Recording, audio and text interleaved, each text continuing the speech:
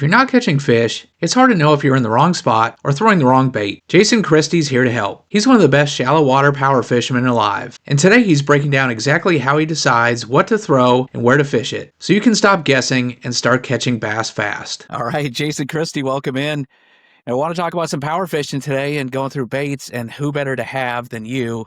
You know, coming into this last year, you have 15 tour level wins. You won the Classic famously in 22. And then this year, just to prove you still got it, Santee Cooper, holy crap, 31 pounds day one. Day three, you win it with 32.5 on a spinnerbait, old school. Set the all-time record for the NPFL for biggest weight. You know, like I said, old school on a spinnerbait. So obviously, who better to talk about power fishing than you? So welcome in. I know it's deer season, so hopefully we're not taking you out of the stand too much here. No, you're good.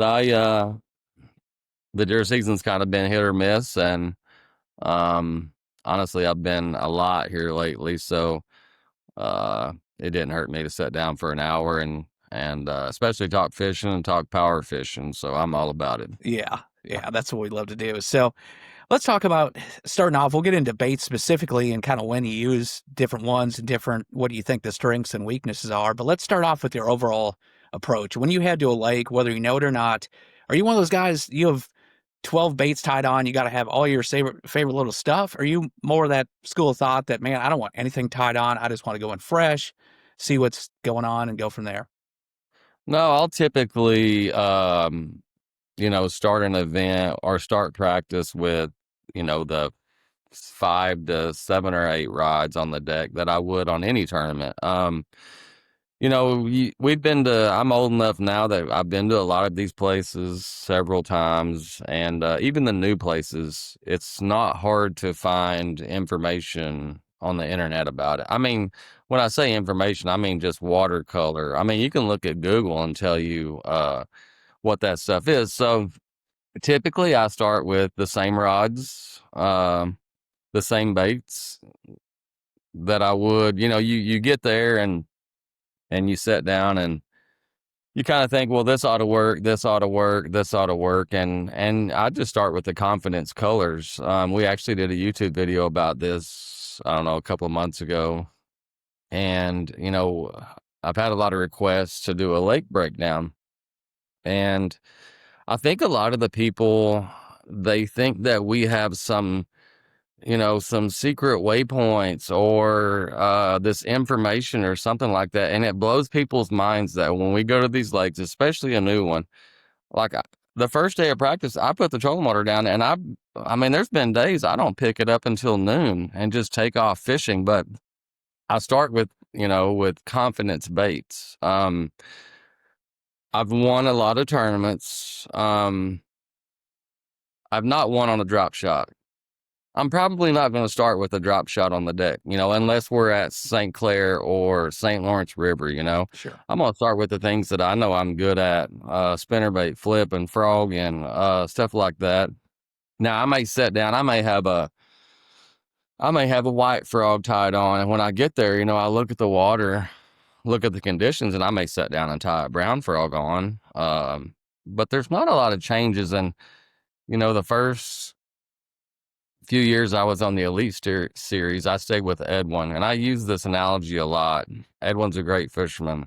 He and I are totally different. Like, I start with 5 to 7 rods. I'm going to figure out the areas, hopefully, to catch them on my 5 or 7 rods.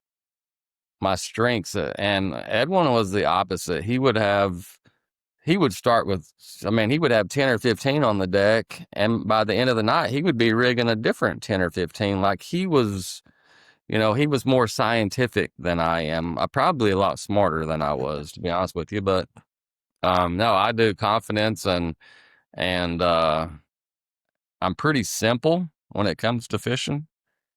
With what I pick, it's just, what worked 30 years ago still works, or I hope it does. But not one to veer too much from my strengths. And I think that's why you see my tournament finishes do this. Whenever I get around my strengths, a lot of times I can do good. And a lot of times I try to force it. I try to take something, whenever I don't do good, I try to take something, you know how it is, you fish, you get those 2 or 3 bites that you think are leading you in the right way and they lead you in the wrong way. But yeah, that's me. I'm all in on the things that I do. And, you can't get in the boat and tell me that you're doing this wrong or this right, because it doesn't matter what you say. I'm going to do it my way. Right. Always will, always have, and always will. So when you head to a lake and you have a hunch, say it's somewhere you've been before, the water's up in the bushes or something, you have a hunch that like, man, it's going to get one this way, or I think this is what it's going to take. And when you go with that preconceived notion, are you going to spend, 2 or 3 of your practice day? Are you going to spend the whole practice trying to make that work? Or is it kind of like, you need to have a hunch, but I'm going to try to stay open? Or do you say, these are the 3 things that I know I'm best at, and I'm going to figure out a way to make them work? Or do you think it's more, you just have to more fish the lake and see what it gives you? Yeah, I think it's the latter. I may start with the confidence baits that I have on the deck, but I want to be open-minded. The more that we go to these lakes repetitively, the harder it is to be open-minded, because you have so many experiences there.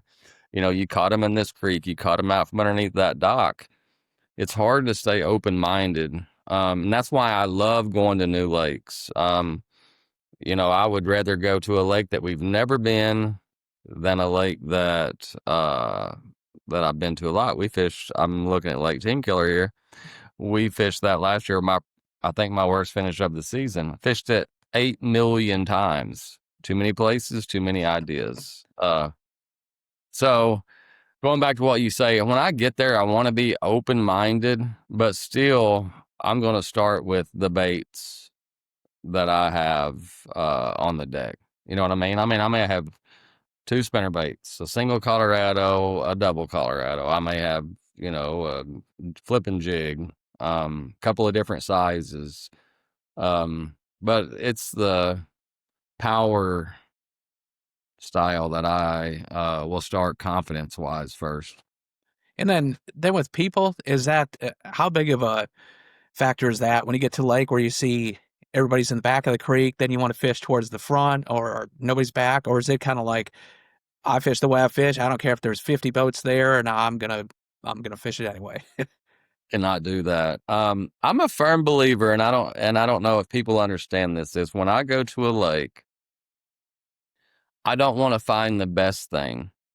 I want to find like the second or third best thing, that may be starting to develop. Because everybody's good. I mean, the field now is as strong or stronger than it's ever been. Everybody finds everything. And if you get on, say, a shad spawn thing, and everybody's running a shad spawn thing,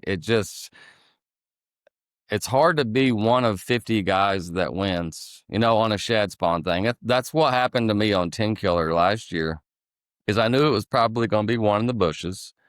I knew there would be 50 to 70 guys flipping bushes. We all flip the same. There's no secret hidey holes or stretches. I'm one of, that's my chances, is one of 50 or 70. If I get on kind of something that's starting to develop, or something that's just a little bit, maybe I'm not getting many bites a day. Maybe I'm only getting 6 or 7, but they're bigger ones. So I always try to look for something that may not be as easy to get on. It's hard to run the same thing as everybody else and win, I believe. That's just my thoughts. Yeah. Well, let's break it down into some of the actual baits, because, a lot of guys, you think of them and he's a blade jig guy, or this is, Denny Brower's awesome flipper or something like that. But I think what makes you unique is the fact that I can remember you cranking on Ozark lakes and whacking them on Topwaters, winning, and bladed jigs and like I said, everything. So let's start off. And there's some categories that, we all have in the tackle box, but when does this one kind of play? So I want to get your feelings on what the strengths are, what the best situations. So the first kind of group that I always struggle with are, spinnerbaits used to be king. Now you've got bladed jigs, you have swim jigs, they could kind of do the same things, but they're all a little bit different. You're the king of the spinnerbait, especially. So let's start with that one. When are you going to look at a bank or an area or a season? What screams spinnerbait water to you or situation? To me, I get really excited when we have a tournament that's pre-spawn into the spawn on a spinnerbait, especially pre-spawn. Now take that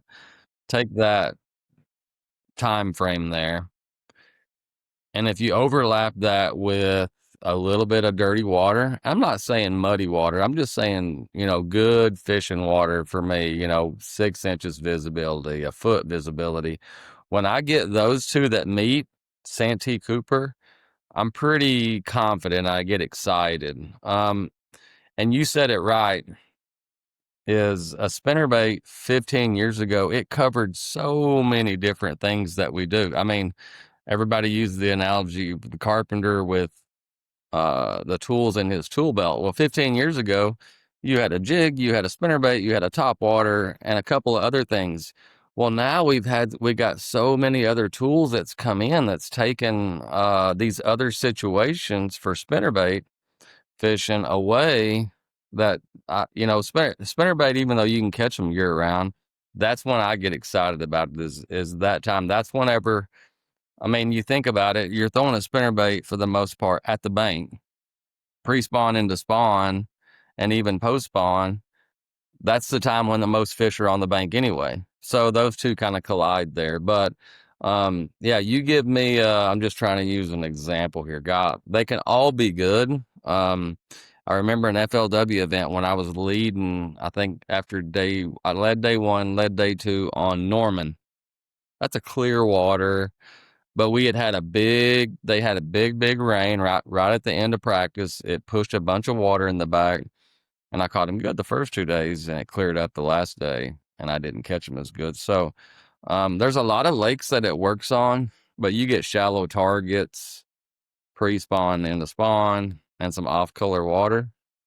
That's when I get excited. That, if I had to pick, if I had to call a spinnerbait season, that would be the prime. Now, kind of the secondary would be going to a Sabine River, where it's dirty and a lot of targets are shallow. That's year round there. Arkansas River. I mean, you never go to the Arkansas River without a spinnerbait on their front deck. I would think that there's probably a lot of places that I'm not thinking of. But those types of fisheries, they yield a spinnerbait year round. But on the highland reservoirs, the Ozarks Lakes, Gunnersville, things like that, spinnerbait time is that pre-spawn into post-spawn. Yeah. And then the bladed jigs, obviously, I don't know, 10, 15 years ago, it took off and became the rage. And that's probably, it's the new spinnerbait is what you probably see on more decks of boats. To you, where are you going to lead with the bladed jig versus the spinnerbait? For one, grass. It's typically, if you have grass, the water is going to be clearer than if you don't have grass. But any kind of grass, just because of the fishability through it. But a good scenario of when I choose a spinnerbait and a bladed jig is when I won at Chickamauga a few years ago. All of practice, I caught him on a spinnerbait. The first day of the tournament, I caught him on a spinnerbait. Second, third, and fourth day, I caught him on a chatterbait. The reason being only one thing is the water cleared up. It got too clear for my spinnerbait, and it just didn't look as good as it did, and it's just one of those things. That's all I had thrown until the second day of the tournament, and I get out there and I start fishing. The wind had kind of laid down. I was like, this just doesn't look as good as it did. The water had cleared up some, so I tied on a chatterbait, threw it in the same places around stumps, docks, laydowns, and things like that. It ended up catching them. So spinnerbait, dirty water, hard cover, chatterbait, grass, a little bit clearer water to clear water. Those would be my picks, and there's still room in the middle where they overlap. You know what I mean? Mm-hmm. Like if me and you go fishing tomorrow and I put a spinnerbait on and you put a chatterbait on, we're probably both going to catch fish. There's probably only going to be a few days where I beat you really bad or you beat me really bad. You know what I mean? Mm-hmm. So, I don't throw it around like a lot of gnarly stuff because there's nothing that makes me more mad to come to it. You know, you be eyeballing a beautiful laydown for 300 yards and you get up there to it and you throw the chatterbait through it and you get hung up. So, uh, I don't do a whole lot of that, but everything else, I'll throw it around. And I love just going down, rocks and stuff like that, dirty rocks. I mean, that's good too, which is the same, kind of as a spinnerbait. When you say dirty rocks, you mean just kind of the chunk, kind of craggy Ozark Yeah. sort of stuff? Yeah, kind of that riprap, flint. I mean, just a lot of that Ozark stuff where it's almost like a squarebill, but you're winding either a spinnerbait or a chatterbait around. Yeah. Yeah, right. Russell Cecil, who you probably know as well, used to always say that a chatterbait will swim 2 feet out of its way to snag something, and it's they're definitely snaggy. But so the latest version of that now or not the latest, it's been around for a while, but the swim jigs become more and more of a player. Are you a big swim jig guy? And then when's that fit in? No, I am. I love it. It's just, to me, it's not as big in my arsenal, probably as it should be. But it's not as big as the other two. I know there's probably some guys I know, like Hackney loves it. He throws it a lot. I probably do need to throw it more, especially when that water starts clearing up. But I do throw it a lot. I mean, I was raised swimming a jig. We swam it a lot different back then than what we've kind of gotten into it now, where you're casting and stuff like that. I think I learned a lot of that casting stuff, on Toho and Okeechobee, where you had to make long casts in that shallow water. But back in the day, we would literally put it on a flipping stick with a 25-pound and just go down through there and flip it and kind of high stick it, swimming it back.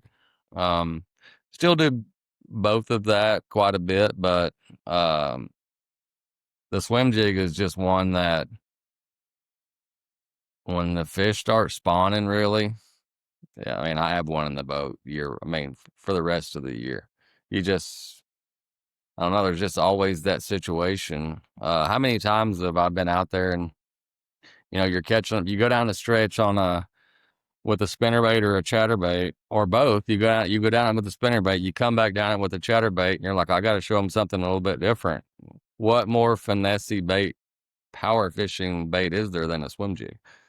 So, yeah, that'd be my thoughts on that. Gotcha. And then a couple more that, they used to be huge players and are kind of tailed off. The lipless crankbait and then squarebills. I mean, squarebills were the rage for, I don't know, a 10-year period there, and it seems like you hear less and less. Are those a big factor for you these days, or are they kind of out of the rotation? No, I would say squarebill more so than the lipless.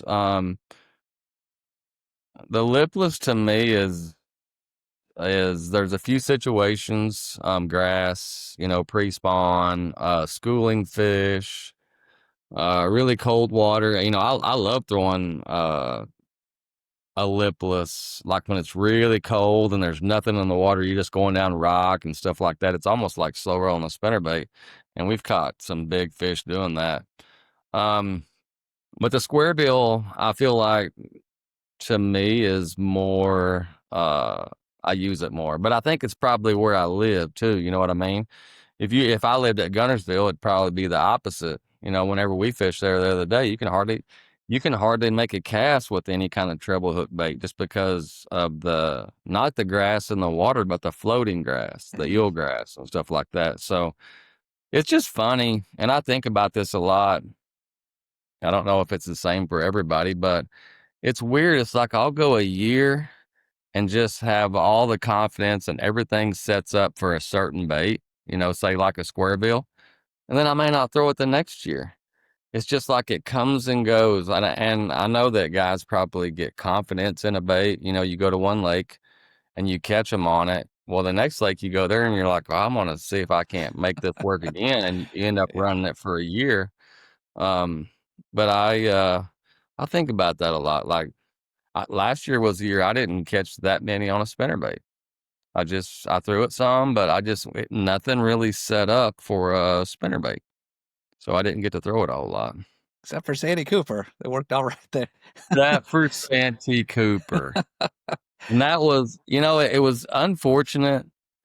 If I have one thing that I'm really not happy about, and it was nobody's fault, it's just the way it laid out was, I catch a giant bag the first day, I catch a giant bag the last day, and none of it was on camera. Like I had the best spinnerbait fishing ever.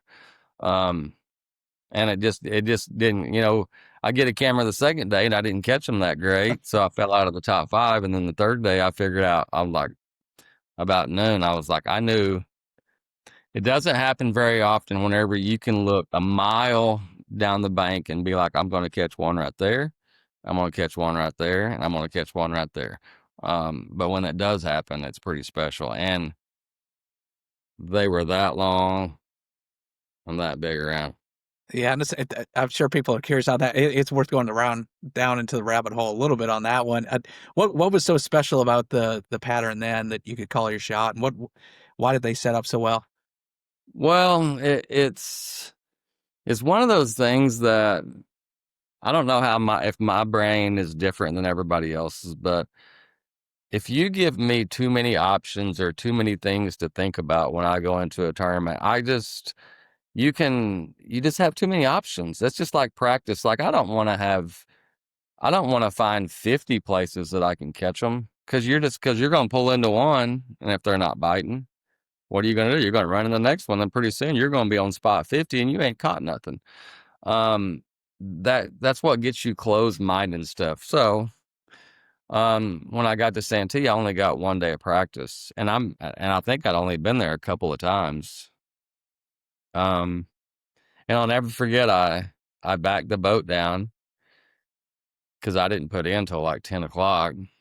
And James Watson was fishing out there, and he said, we talked a second. He goes, well, good luck catching them on a spinnerbait. They are not biting a spinnerbait. And I didn't have any rods laid out. And I was like, all right. And honestly, it kind of was like a spear in the heart, I was like, because he caught him there the year before in the MLF on a spinnerbait.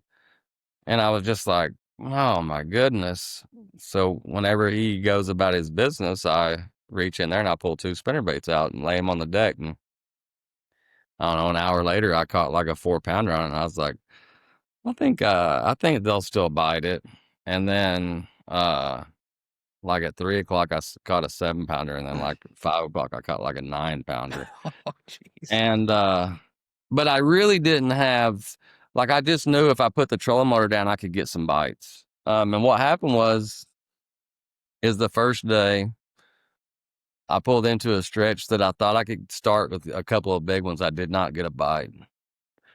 And I just happened, I look across the creek and the wind's kind of kicking this little pocket.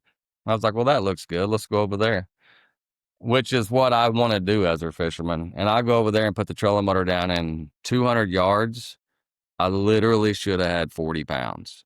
I mean, I had 31 something, and I know I lost one that was a 10-pounder, and I lost another one that was like 8. The second day is just one of those deals where I tried to repeat the first day. It didn't work. I didn't find anything else. But the third day it was the key, and it was just one of those where we got to fish until 5 o'clock or 5:30, and it was like noon, and I know this sounds terrible, but I didn't have much. I had 2 5-pounders. That was it. And I was like, I just need to go. I need to go out of this creek, and I need to go somewhere else, and just kind of like restart the day. And I did. And when I put the trolling motor down, I was looking, and I was in like 2 foot, and I fished, and all of a sudden I look down, it's 4 foot, and I catch a giant, and put the poles down, and I throw back to the same tree, and I catch another 4 or 5-pounder. And I just right there, it just triggered. I'm like, it's it's the deeper trees. They're just coming in. They're staging, which I had caught them on the shallow trees the first 2 days. So literally, I just looked at the mapping. I mean, we had good mapping, on the Garmin. I just looked. I would run down a mile, fish 50 yards, catch a big, and at the end of the day, I mean, I had like 30 probably. No, I had like 27. And I wanted to make sure I made it back. So I start heading back and I look down and there's just a long flat stretch and it showed one little ditch there. And I pull in, literally fished 3 trees and caught a 9-pounder. So I wish that day would have never ended or I wish I would have figured out earlier, and I honestly didn't think that I was going to win because the guys that were, ahead of me, they just needed 25 to 30, which was happening pretty consistently on Santee. That place has got some bass in it. I guess so. You found a few of them. And back to the square bill just a little bit. You told us you're still using it, but what are you looking for? What's the dream scenario for time of year and type of cover you're looking for on the square bill? So I start with right now. Typically in the fall, early winter, most of the lakes around here are not high because of just the lack of rain. So it's all about rock. Rock points and rock stretches, channel swings and stuff like that. You get into the spring and it's kind of that pre-spawn stuff. Of course, summer is all about targets, docks, shallow logs, things like that. We actually did a video on this yesterday. We took all of the crankbaits and kind of ranked them wide wobble to no action, like a flat A. And, this time of year going into the winter, I want something that's more of a streamline, not a lot of action, kind of that flat A. And then as you get into the summer, you want something that really has a lot of action, a lot of movement, to kind of generate those strikes. So the square bill is a bait that so many times I've caught key fish on it in a tournament. I may catch a couple that I weigh in 1 or 2 days, but I've just never had a 4-day stretch, a whole tournament where I'm catching them on the square bill. So probably because I like throwing the spinnerbait and the other stuff so much, but I do catch a lot of fish, especially in the fall, the fall and the early winter. And of course we don't have tournaments then, so that's probably why I don't catch them that much. Yeah. And then it sounds like you're still using the medium runners too, the 3 to 8, 10 foot. That's how we used to always, that was kind of our fish locator. Used to just go down a bank and find them. And that's kind of gone away a little bit. Are you still using that to bird dog fish and catch them? Yeah, actually, we have a square bill now. It's a Norman Speed in, and it's weird because I get on a really long cast, I can get like 10 foot to that with 12-pound line. So I use that bait a lot, and typically a lot of your baits will come up there shallower, like that 0 to 5. But what happens? You talking about bird dogging is I'll go to throwing that. And if I start getting them out there pretty deep, then I'll switch to a little bit deeper diver. I just feel like if I start with the deep one, going down the bank like a 8 to 12 foot diver, I'm gonna miss some of those up there real shallow. I just feel like that square bill, like it covers everything all the way out to 10 foot. So it kind of lets me figure out real quickly, are they up shallow? Are they out? Does it matter? That I've seen days where literally you catch them on the rocks, and I've seen that in the same 5 casts later, you catch one under the boat. So that's the kind of the bait that I start with cranking. It kind of tells me what mood they're in. Gotcha. And then switching gears a little bit, you're an awfully good pitcher and flipper too. Part of the classic win was on that.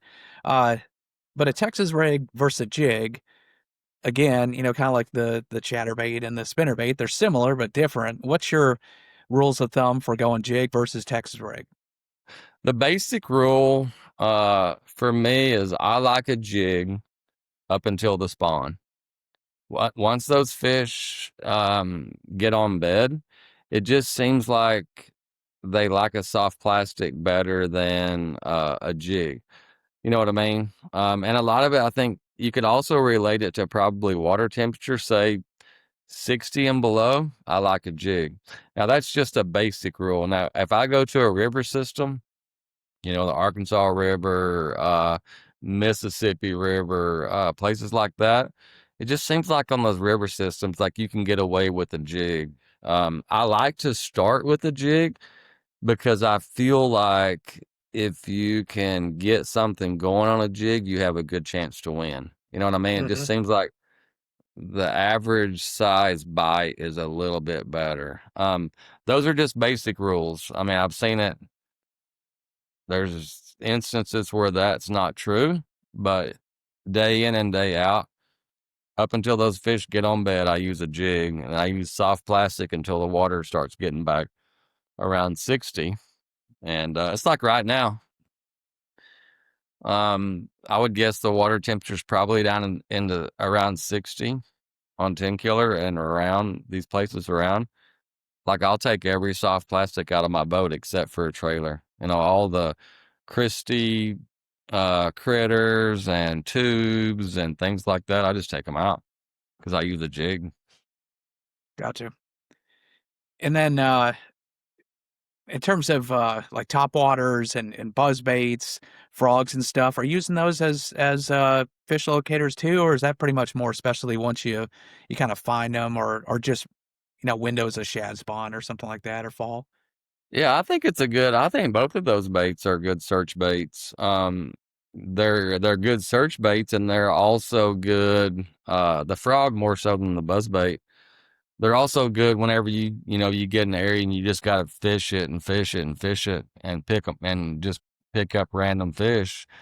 Um, they are, as far as search baits, the buzz bait is probably the number one, search bait. And that's what I tell people. And when I take people fishing, a lot of people comment, God, you fish fast. Well, until I find some, until I get a bite or two, I want to fish fast because I don't want to spend my whole day in a creek that is not that good.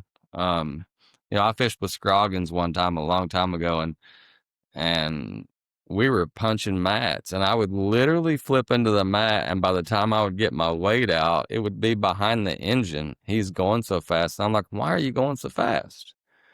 He's like, Hammer. He goes, I just, would you rather get 2 bites going fast in a pocket or fish one pocket all day and get 3 bites, or, and try to find them other loads. So, and that's kind of my thing. If I go fast and with the search baits, just say through a creek, and if I go fast and get 5 or 6 bites, I know that I can come back and slow down and probably get a lot more. If I go really slow and get 8 or 9 bites, I know that that's probably the maximum that I'm going to get. You know what I mean? Mm-hmm. And then you're not showing every fish in there your bait either. I think that's, even though you're not setting the hook on them, I don't want to show them my bait too much. I don't want them to even have it in their mouth because I don't, not that they learn anything. It's just me in my head. I don't want them to know what's coming. Yep. And how are you scouting with moving baits pretty much all the time, or are there times where it's like, I don't think they're going to chase, so I got to flip it? But same thing. It sounds like you probably flip it pretty quick going around there. Mm-hmm.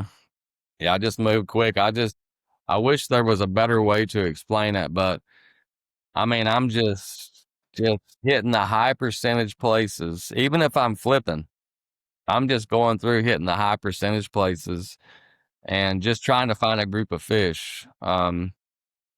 If I go through 3 different creeks, even though I'm moving fast, if I get 3 bites in this creek, 4 bites in that creek and 11 bites in the next creek, I know that that's probably, for me, or that day there was more fish in that creek. So it just gives us a way to be able, in 3 days of practice, it just gives us a way to see a big part of the lake rather than just a small section and not miss something.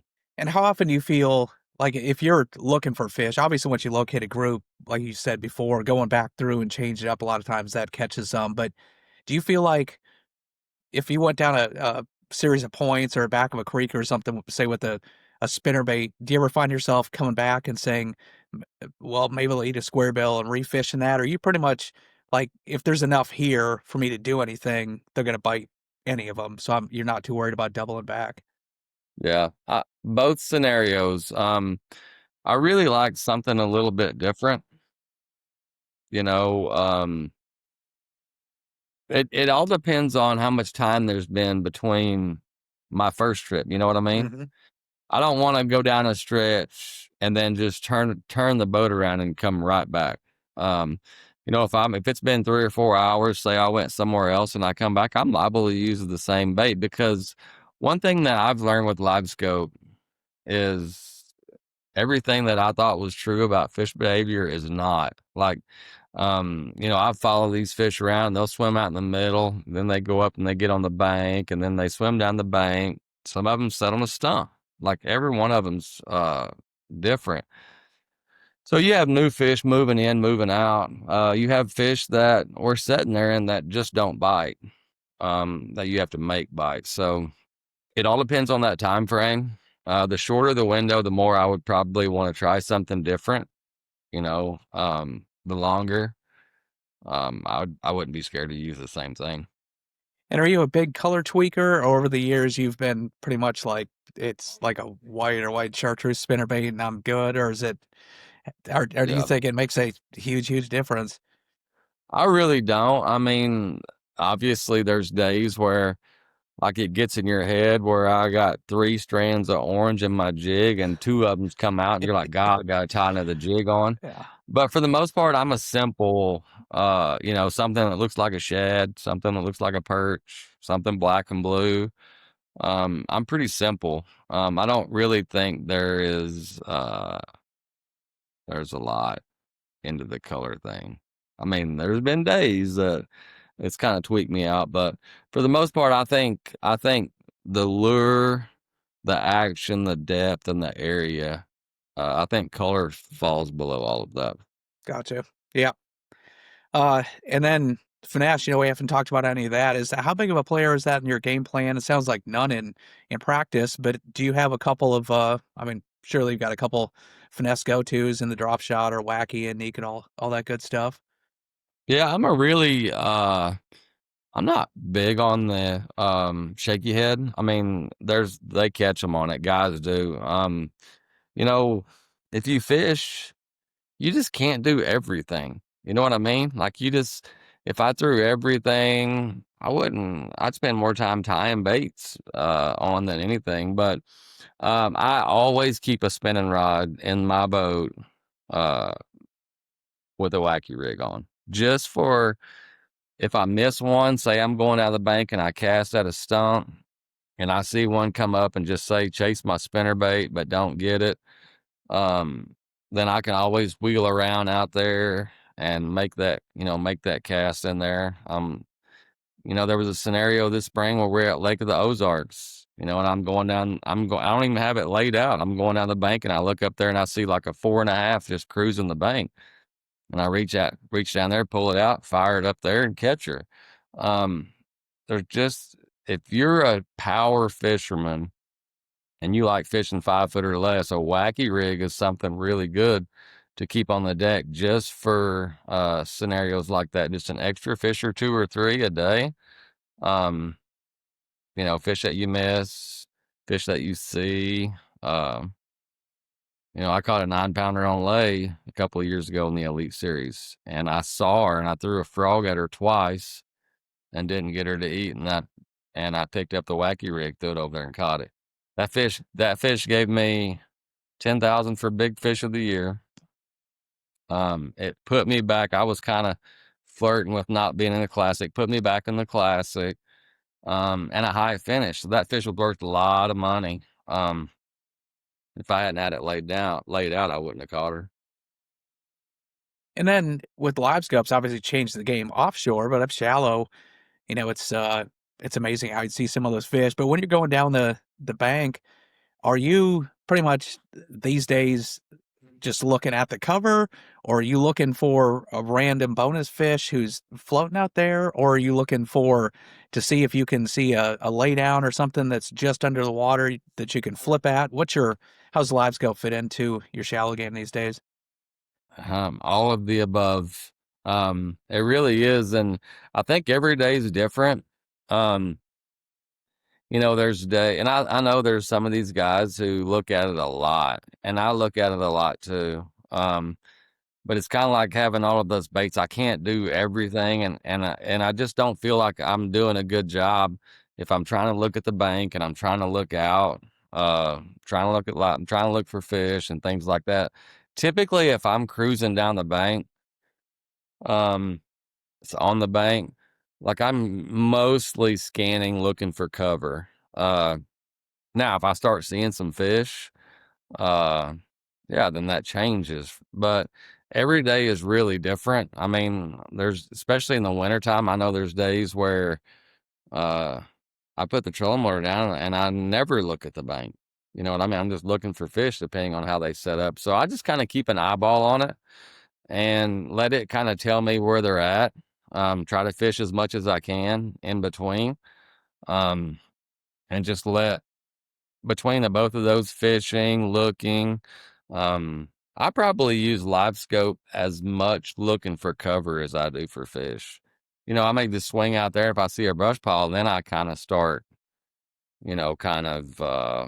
looking around. The ones that just swim around, yeah, I've caught a million of those, but in a tournament, I don't like trying to figure that into my game plan, because when you're chasing something that's moving all the time, or if you come back in 4 hours, where is he going to be at? So if he's on a brush pile, the chances are he's going to be there, or his buddies are, if he's under a dock and stuff like that. You know what I mean? Yep. And then So, in terms of the areas you want to fish, what looks to Jason Christie, what makes a creek, a cove, something like that premium? Is it watercolor? Is it the amount of shallow water or deep water? Is it the watercolor? I mean, what kind of stands out to you that when you see it, you're like, I can get him here? you talking about this time of year? Well, I I guess really it don't probably fall, winter into spring and summer. I guess different seasons. If it sounds like it probably changes. I don't know that it does change. I asked that without thinking about the answer, but I would think of one that has a lot of flats in it. I always kind of think about lakes. You take a creek that has a lot of flats, a lot of flat water, and then also a nice creek channel or deep water. It just seems like, yeah, it can hold a population, a lot of fish. And, I look at like Grand Lake. There's an area called Horse Creek. I mean, it's just a giant bay creek with a lot of flats, creek channel and stuff like that. And 80% of the time, that's where the tournament's won, up there. And a lot of the lakes around here, it's the same. You can take a big creek that's just got a lot of flats where these fish can move up, they can move down, they can chase bait. That's usually where, if I had to pick a creek, it would be something like that. But every lake's different. Every region's really different. But for me around here, that's what it would be. Yep. And it sounds like, I mean, you can catch them in the clear water with some of the other stuff, but if you had your choice, clear water versus stain versus muddy, is there one that you think is overall you're going to do the best in, or it just varies again by the lake? I think it's just, I really think it's just what you're in the mood for. There's, um, and what you're comfortable fishing. If I want to beat the bank, I'm going to be in that kind of that off color stuff. Now live scoping, obviously you probably don't want to be in some real muddy stuff, but you just have to think about all of the other variables. You go to the clear water, there's probably going to be a lot of boats down there. So, maybe something that's not as clear as everything else, but still clear enough that they can see your bait. Whenever I go out here fishing, if I'm going to go out there scoping, I go down there to the clear stuff because I know they can see my bait, and I know that I'm probably going to catch a lot of fish. So you're probably going to run into some boats though too. So I just think that every situation is a little bit different. Gotcha. And last question for you here with the cold fronts. You love to power fish. Obviously, probably flipping and going to dense cover is good. But do you feel like are those the spinnerbaits, bladed jigs, and stuff? Can you still make them bite in the cold front, sunny and slick, or are you a straight up flipper those days? No, I think that you can make them bite. I think one thing that I've learned, with LiveScope and with experience is that the cold fronts and stuff, I don't think they affect the bass as much as we really give them credit. I think it affects the bait. I think the bait moves in or out. We had an experience a few weeks ago where, um, I think it was here on the lake. We were shooting some stuff. And the day before, it was on the lake. The day before, all of the baits pushed back in the creeks. I mean, like you couldn't get shallow enough. And, out to 20, I mean, just everywhere in the backs of these creeks, there was bait. Well, that night we had the very first cold front that came through. We go out the next day, and I'm telling you, in the back third of the creek, there wasn't a single shad in any of the creeks. So, you just think about it. If you go back 15 years ago, when we couldn't see that, you're thinking, man, well, that cold front, it really blasted that squarebill bite in the back of that creek. I don't think it did. I think it affects the shad, and it pulls the shad out, and that's therefore every fish in that creek except for the one that lives on that stump is going to go with it. And that's what happened that day. I mean, we literally were catching the heck out of them. And everywhere you looked, I mean, we were catching them casting. We were catching them on LiveScope. Everywhere you looked, there was bass, groups of bass. And the next day, it was just, I mean, nothing. They all kind of moved out to the mouth. So it affects them more so, I think, because the bait moves or the bait does something a little bit different. I've had some of the best spinnerbait bites in 43, 44, 45 degree water. I think they still bite it. I just think that a lot of that is up here with us. I think they just move around. Yeah, so they're still willing to bite. They're just not where you were catching them Yeah. yesterday. Yeah. Yep. Yeah. So and that's whenever we have a front that comes through, whether I'm just fun fishing or tournament fishing, like when I put the boat in that morning, the first thing I think of is be open-minded because it's probably not going to be like it was yesterday. Yeah, and it sounds like your philosophy is a lot more. There's generally pick the right bait, but it's more so get in the right spot and keep moving versus worrying about what the bait is too much or the color. Yeah. Yeah, and I've seen it. I've seen these fronts and stuff do the opposite of what you think, where, you have a cold front and you go out there and you're thinking, oh, they're probably going to be out. And I've seen them be up there just, that deep. So and I really don't know. It's probably a crawdad thing versus a shad thing. Do I know the answer to all of that and exactly how it goes? Absolutely not. But that would be my guess. Yeah, I've seen it. I've seen it do a lot of different things.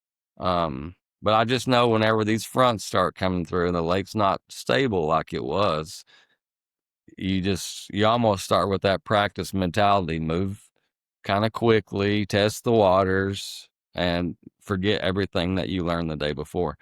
Now, with all of that said, we have LiveScope now. So you can literally see a lot of that. Gosh, way, way, way, way quicker than we used to have to figure it out, which is good. You know, you don't spend as much time out there hunting that like we used to. Now you know exactly how many fish you can't catch in a day. That's the that's the Exactly. bad part, right? Well, that's some awesome Exactly. stuff. I know you break down a ton on your YouTube channel is fantastic. Like the spinnerbait breakdowns and stuff are super high level. You're on social too. Where can folks find Jason Christie on YouTube and social? Everything should be Christie Fishing across all platforms, YouTube, social media, and stuff like that. And you know, I've hired a full-time employee. I mean, we're kind of all in on this. I enjoy going to places, and I mean, I can see people walk up and they are sincerely appreciative. You know, you just say they say, "Man, I caught a 5-pounder last week because of the video that you did." Um, you know, because we're not making millions on that. It just, but to see people learn that stuff and go out and put it to use, that's why we do it. But Christie Fishing across all platforms. Christie with a IE too. That's right. There are some others. Well, I appreciate you coming in and hopefully go get that big deer here this week. So Yeah, I need to. I'm kind of holding off on going fishing until I get a deer down. So I'd like to get it down because I bet the water's getting about right to go out there and catch a bunch. yep, the rut's starting. Fish are getting shallow. It's a good time of year. Yeah. All right. Appreciate it, Jason. Thank you.